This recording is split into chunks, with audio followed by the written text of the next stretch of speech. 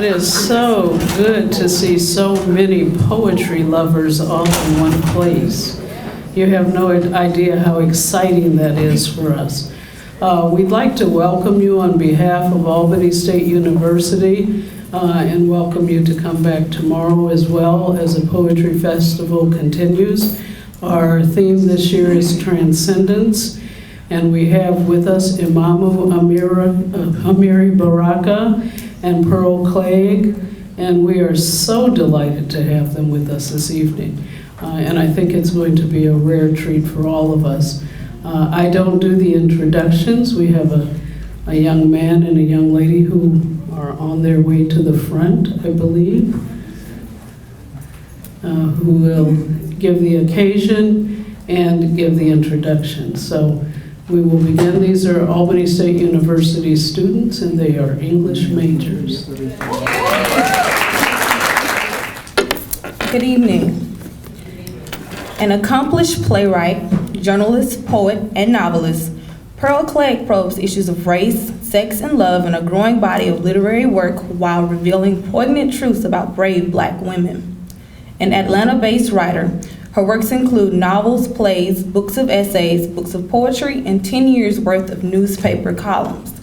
Cleage has drawn national attention with her dramatic plays, including Flying West, an extraordinary play about pioneering Black women at the turn of the century, and Blues from an Alabama Sky.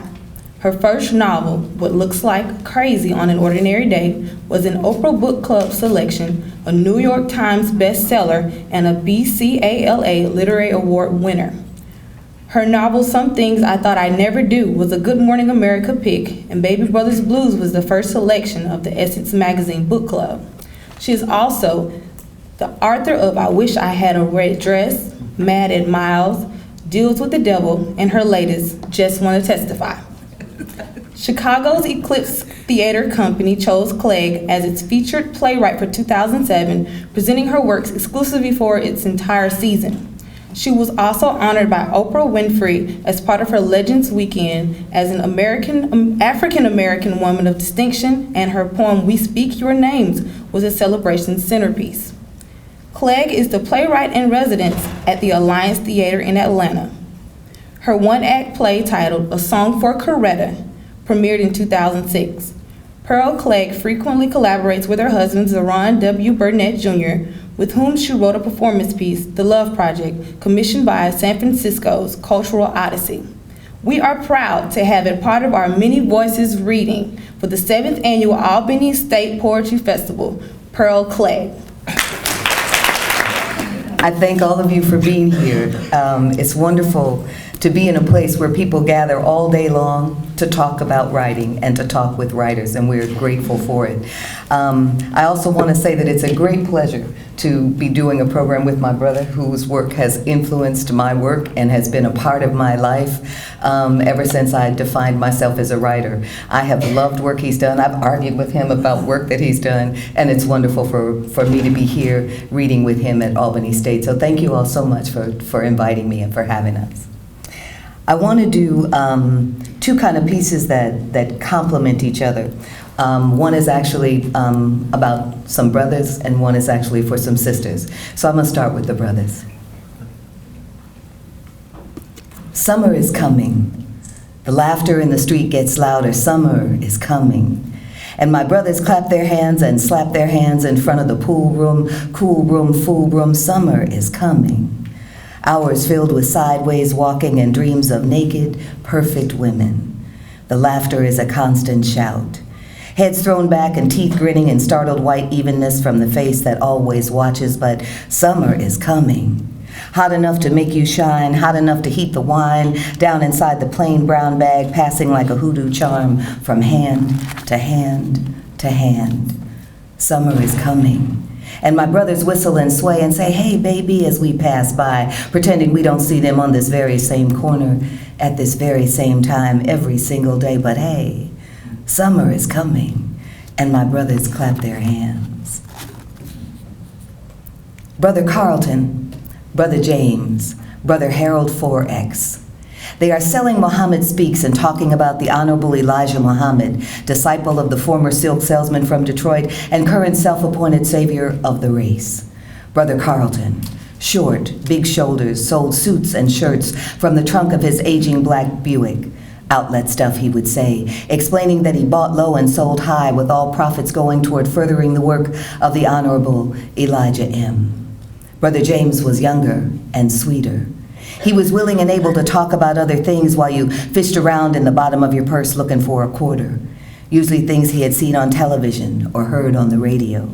Sometimes local politics, and once, just once, his admiration for the quality of love between Romeo and Juliet. Brother James didn't sell clothing. What would I look like opening my trunk to show a lady a nice pair of pants, he'd say, and shake his head. No way. Brother James sold bean pies, a perfect combination of nutritional value and political correctness. All profits going, of course, to the work of the Honorable you-know-who. Brother Harold 4X didn't sell anything but the paper, and he gave away more of those than he sold. Mostly, he talked all day and as far into the night as there might be anybody on the street with a quarter or 5 minutes to listen. Brother Harold had an older brother who was a famous artist, avant-garde. So famous and so avant-garde that he had murals hanging in museums. The murals were horrorscapes of fire and blood and winged pigs with pith helmets. Brother Harold's suits were tight and shiny black, and day or night he wore green sunglasses and a smile that was saved from being reptilian only by its absolute conviction. The three had staked out Hunter Street as their territory when I first got to Atlanta at the hot end of summer 1969. Pascal's Motor Hotel was the center of the strip, and one of them was always outside waving the paper and rapping.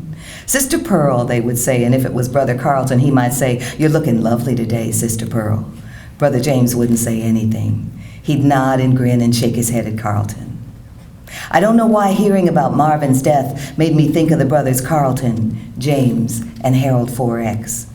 Maybe because I knew them during that time when I called most of the black men I knew brother, and had gotten as used to responding to "Habari Gani, sister," as I was to hearing "What's happening, Red?"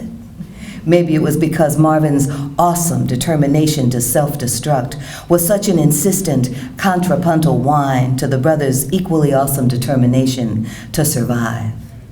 They were all about the same age, give or take a couple of years. Marvin just looked about 50 years older.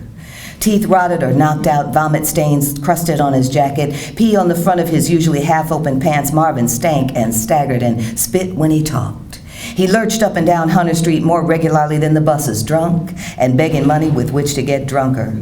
He terrified the timid among us and disgusted those brave enough to snarl at him when he began his halting, grinning approach, scratching at his matted hair and licking his dry, cracked lips. He never altered his route and was absent only when he was picked up by the police and taken to jail to dry out. He never did. His first day out, he'd be right back on the street, wild-eyed, trembling, and very thirsty. The brothers had very little to do with Marvin. They knew he was too far gone to recruit, and his presence seemed to distract and depress them. They tended to ignore the hardcore hopeless and focus their attention instead on those who seemed to have at least a little fight left. But there were stories on Marvin. Most of them centered on the black middle-class respectability of his upbringing, the hard-working sobriety of his parents. Father owned a real estate business, the story went.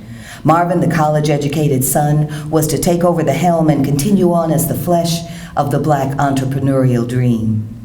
But Marvin had passion's flame beneath his carefully neutered exterior, and he fell in love with a wild woman who drove him mad with desire and doubt, and then left him without a word and disappeared completely. In some stories, there are children involved. In some versions, she doesn't move out of town, merely across it. In one, she kicks him out and maintains the house herself. But in all versions, Marvin is desperate with longing for this woman. He hides outside her house, yearning for a passing glimpse of her. He entreats her by letter and telephone. He thinks of her every waking hour and dreams of her in sleep. The details of Marvin's misery are limited only by the imagination of the storyteller. But whatever the improvisational riffs in between, the story always ends with the simple fact that because of this woman, this wild woman, Marvin began to drink and never stopped. The romance of such a story appealed to me, and I found myself eyeing him with a little less repulsion and something like curiosity mixed with awe. Marvin was dying of a broken heart. It was not a common ailment in Atlanta during the summer of 1969, and it seemed more like Heathcliff than Hunter Street, but there it was, happening before my very eyes. It may have been the romantic extreme of Marvin's life that joined him in my mind to the brothers also being romantics, embarking as they were on a holy quest for their own embattled manhood. The brothers were bow-tied knights in shark skin armor, refusing to bend knee to any gods, to any heroes, to any kings except their own, and in their way, as romantic as the passion-crazed lover, howling and moaning and vomiting in the alley behind Pascal's Motor Hotel. When I finally heard about Marvin's body being found in an abandoned building, I already knew Brother Carlton was out of the nation. Brother James was selling suits downtown and sporting a mustache, and Brother Harold Forex had died in a car accident outside of New Orleans. I had seen Marvin for the first time in a few years, only a few months before his death, and was struck by how little he had changed. No better, but not really much worse. I remember being surprised that he was still alive. The story on the street had a final coda on Marvin explaining the details of his death. It was very simple, really. His father had passed away and left him some houses on Northside Drive. Marvin drank them up in a couple of months and then died of it. But so did the brothers, in their own neat fade-out way. They stepped forward and said no, and then almost died of it. Almost. But they didn't. They just learned how to step back a few paces and regroup when things got too dangerous. Marvin gave up early on regrouping and then just gave up altogether. It doesn't really matter, I guess. Almost nobody calls me Sister Pearl anymore. And the last time I called somebody brother, I felt like a fool. The thing is, I thought Marvin's death deserved better than a non-existent obituary and a wino's grave. If the Egyptians were right in claiming that speaking the name of the dead gives some sort of balm to the spirit, then I will speak Marvin's name this one last time in a public place. In the name of romantic obsession, true gallantry, and the brothers of 69, wherever they may be, may he rest in peace.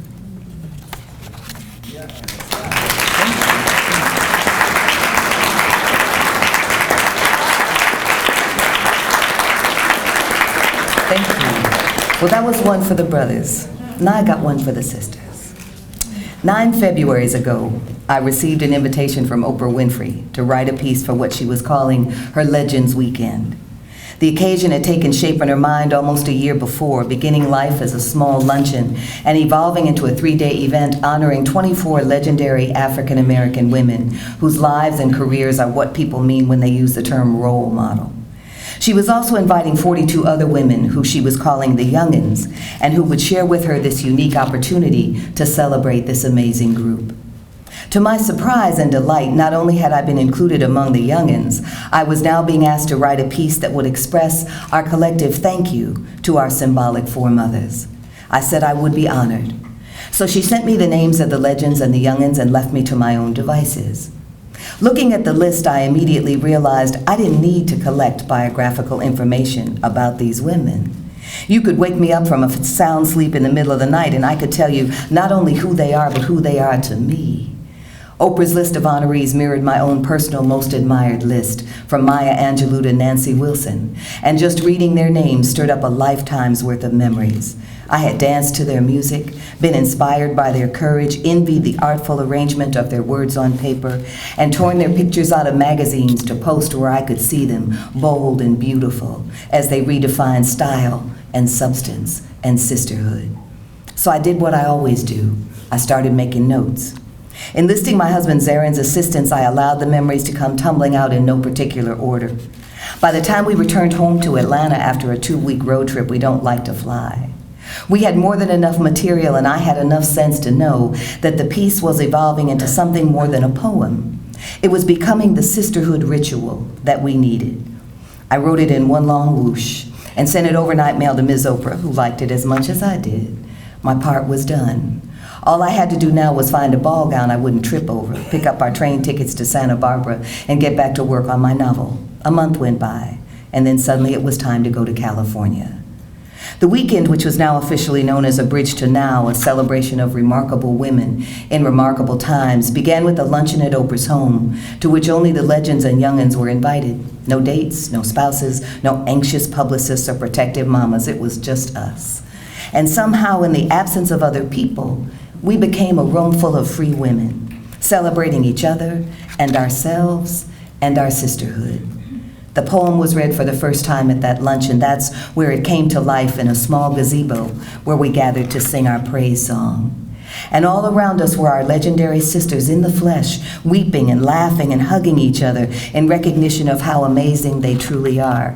And our sisters in the spirit, gone but never forgotten, celebrating with us and forgiving us completely for taking so long to call them back and tell them, thank you for all you've done. It was a moment when no one could deny the magic or describe it, so we didn't try. Oprah called it a praise poem. I called it a celebration for the same reason, because this piece is part of an oral tradition that goes back as far as we do.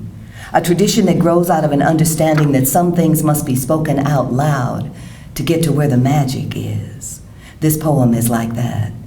If it was a spell, I'd encourage you to cast it. Sisterhood in the service of truth is an undeniable force in these remarkable times. My sisters and my brothers, here, there, and everywhere, this poem is for you. Use it, adapt it, pass it on. We speak your names, a celebration.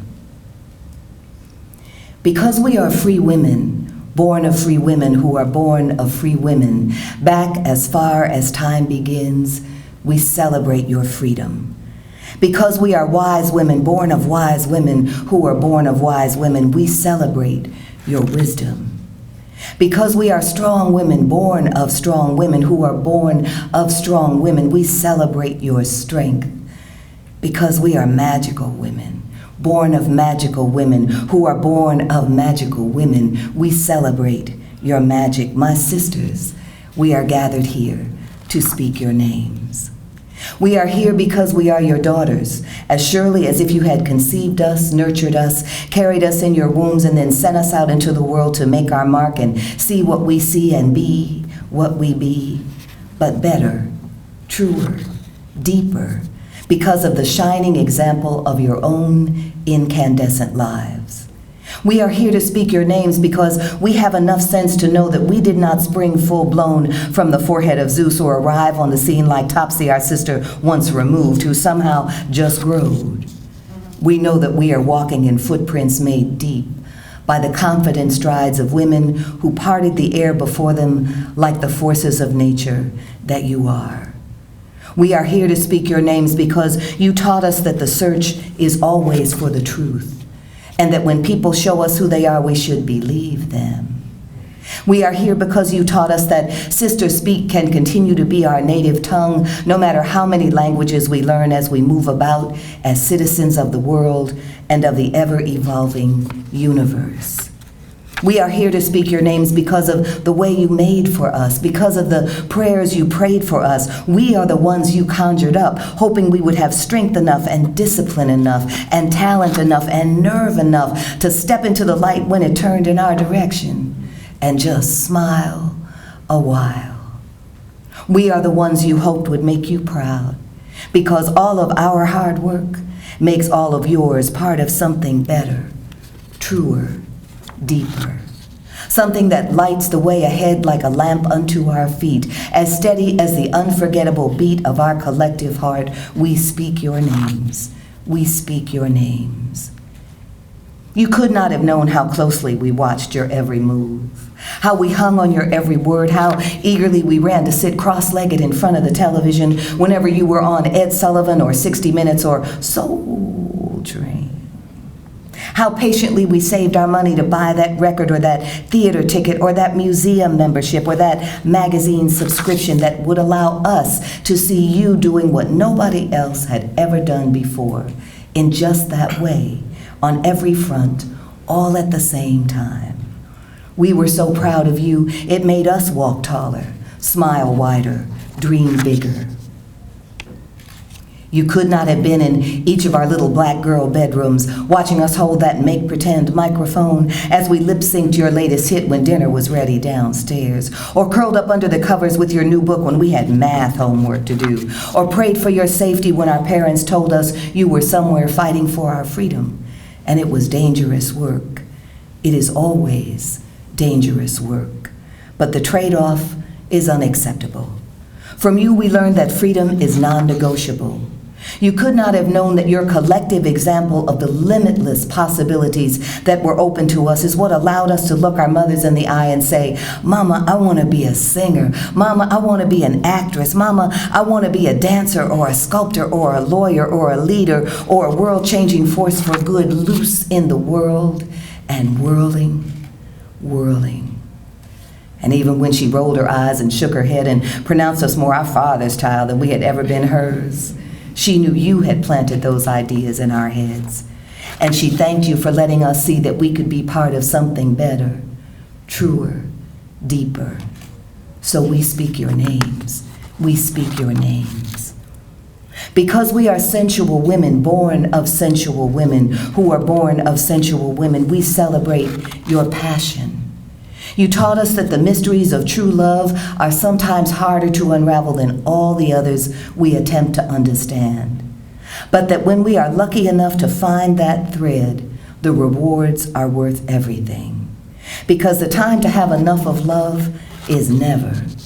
Because we have had our hearts broken, we know your tears and have felt the same fears of never finding one who can share our light without getting lost in it or tossed in it into a wind that always blows colder than we think it will.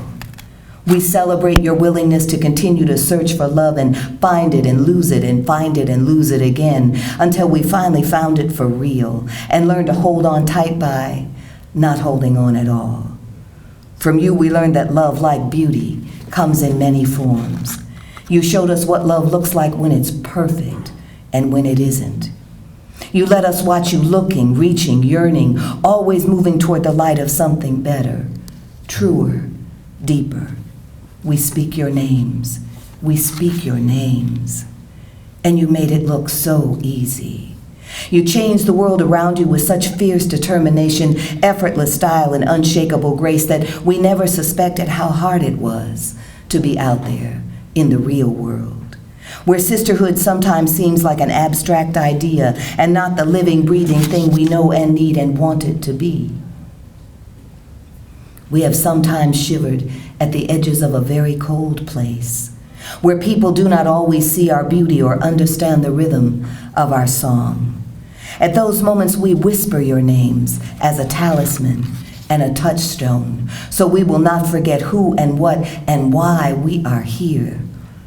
And then sometimes, in recognition of our superior skill or our undeniable talent or our absolute refusal to bend in the face of injustice, sometimes we win the prize, the big one, the one they will mention forever after when they write our names or write our reviews or compose our obituaries. Sometimes at that crucial first one ever moment, we are invited to come to center court at Wimbledon, or up on the Oscar podium, or the Oval Office, or the Nobel ceremony, or the Broadway stage, and express our feelings and the feelings of every other African American woman watching. At a moment when all we really want to do is call your names. All we really want to do is thank all of you for being with all of us, whenever and wherever we find ourselves standing alone in the light. At those moments, we remember those lessons you shared by living your very public lives with such integrity and honor that they became something better, truer, deeper. We speak your names. We speak your names. Because we are free women born of free women who are born of free women, back as far as time begins, we celebrate your freedom. Because we are wise women born of wise women who are born of wise women, we celebrate your wisdom. Because we are magical women, born of magical women, who are born of magical women, we celebrate your magic. We celebrate your courage. We celebrate your spirit. We celebrate your genius. We celebrate your loving kindness. We celebrate your faith in yourselves and in us. We thank you for the dues you've paid and the prayers you've prayed. We thank you for showing us how to fly by flying. We thank you for these wings. And we stand before you now, your living legacy, the flesh and blood of our collective dreaming. And we realize with a knowing deeper than the flow of human blood in human veins that we are part of something better, truer, deeper. We speak your names. We speak your names. We speak your names. Thank you.